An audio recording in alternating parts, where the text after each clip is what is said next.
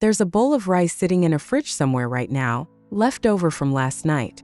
And that rice feeds your gut differently than it did when it was hot. That's not a trick of digestion speed. It's a genuinely different fuel arriving in a genuinely different place. Let me show you. We'll start with something that surprised me the first time I came across it. The cells lining your large intestine don't primarily run on the food you eat. They don't primarily run on glucose delivered by your bloodstream, the way most cells in your body do. They run on something your bacteria manufacture.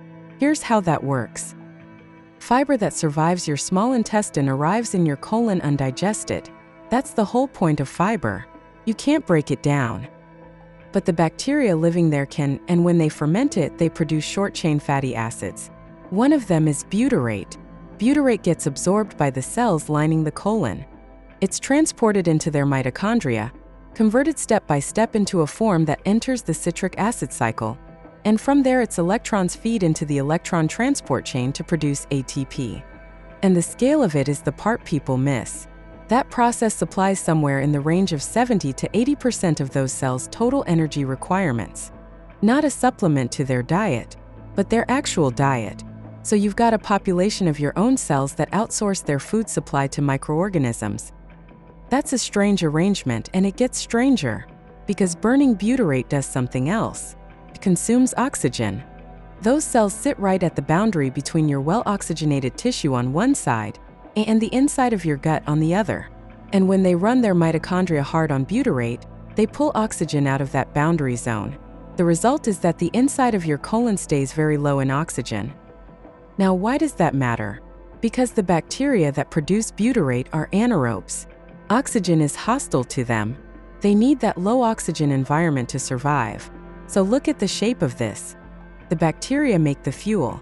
The cells burn the fuel. And the act of burning it consumes the oxygen that would otherwise kill the bacteria making it. Each side is maintaining the conditions the other one needs. That's not a metaphor I'm layering on top. Researchers have tested it directly. They used mice engineered to lack the first enzyme in the pathway that breaks down short-chain fatty acids, so the host side of the loop was broken. Those mice showed significant reductions in butyrate-producing bacteria across multiple levels of classification. And here's the striking part. When they fed those mice fiber, they got no prebiotic response at all. The fiber stopped working because the host couldn't hold up its end. All right, let's talk about the supplement everybody's discussing this week, because this is where the science gets useful. Psyllium husk has been all over the feed lately, and I want to be fair to it before I'm critical of it. Psyllium does something real. It's a gel-forming fiber. It holds water, it keeps things moving, and it's gentle. It produces very little gas compared to other fibers, which is a genuine advantage if fermentable fibers make you uncomfortable. Clinicians reach for it first for good reasons. But if the thing you're after is butyrate, and after everything I just described you might reasonably be after butyrate, psyllium is a strange choice. Here's why. Psyllium is structurally built to resist fermentation. It's a large, densely branched molecule, and that structure physically limits bacterial access to it. It forms a gel and largely holds that gel structure the whole way through the large bowel. So instead of feeding your bacteria, it mostly traps water and passes through. And when it does get fermented, laboratory work on psyllium fractions found it preferentially produces propionate rather than butyrate. Propionate's a fine molecule. It's just not the one that fuels those cells. To be fair, it's not nothing. Its slow fermentation means whatever does get produced shows up further down the colon, which some researchers think is an advantage. And a trial in women found psyllium-raised Faecalibacterium, a known butyrate producer, from around 11% of the community to around 14%. So the honest summary is this. Psyllium clears the path. It doesn't really feed the garden. If regularity is your goal, it's excellent. If butyrate is your goal, you're using a tool built for a different job. So what actually produces butyrate? The most potent dietary promoter of butyrate is resistant starch. And this is where the cold rice comes in. Resistant starch is starch that survives your small intestine and reaches your colon intact. Some foods contain it naturally, like green bananas and raw oats.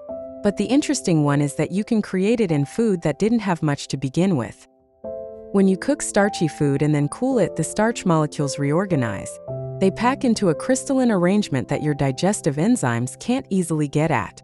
So a portion of that starch, which would have been absorbed as glucose in your small intestine, instead travels all the way down and arrives as bacterial food. Cooked and cooled rice, cooked and cooled potatoes, cooked and cooled pasta. Overnight in the fridge is enough. And reheating it afterward doesn't undo the effect, so you're not condemned to eating cold food. That's it. That's the lever. It's free, it's ordinary food, and nobody's selling it to you. Now I want to be honest about where this science isn't settled, because I'd rather you hear it from me. The picture I've described, butyrate as the primary mitochondrial fuel for these cells, is the standard model and it's well supported. But it's been challenged. There's work using colon cell lines and primary cells arguing that butyrate may not be oxidized in mitochondria, the way the model says, and that it instead redirects other metabolic traffic and ends up stored in lipid droplets.